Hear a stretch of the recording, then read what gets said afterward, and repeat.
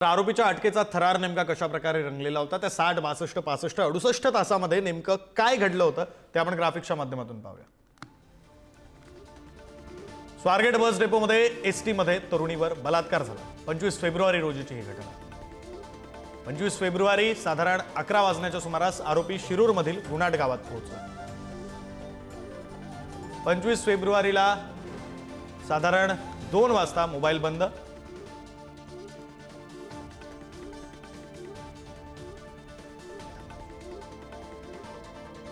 दत्ता गाडे गावातच लपला असल्याची पक्की खबर मिळाली।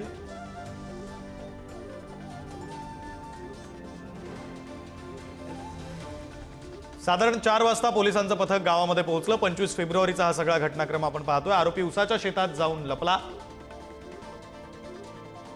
25 ची अख्खी रात्र दत्ता गायबच होता। 26 तारखेला बलात्काराची बातमी ही सर्वांसमोर आली, जगासमोर आली। 26 तारखेला सकाळी 8 वाजताच्या सुमारास वृद्धेच्या घरी जाऊन आरोपीनं पाणी मागितलं। दत्तानं एका महिलेच्या घरी जाऊन पाणी मागितलं। महिलेच्या घरच्यांनी पोलिसांना ही माहिती दिली।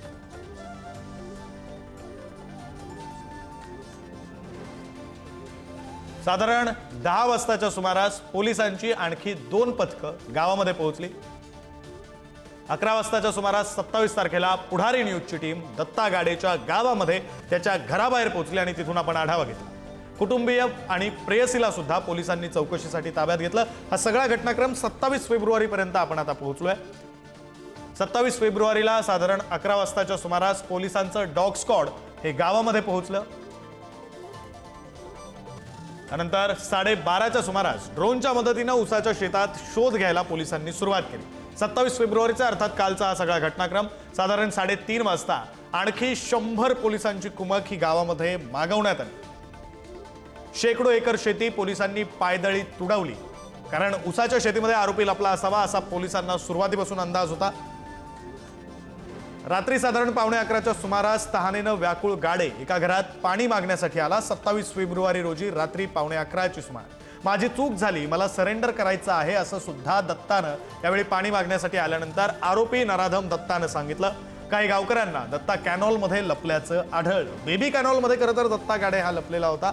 गावाची बदनामी होतीये, शरण ये असा सल्ला गावकऱ्यांनी त्याला दिला।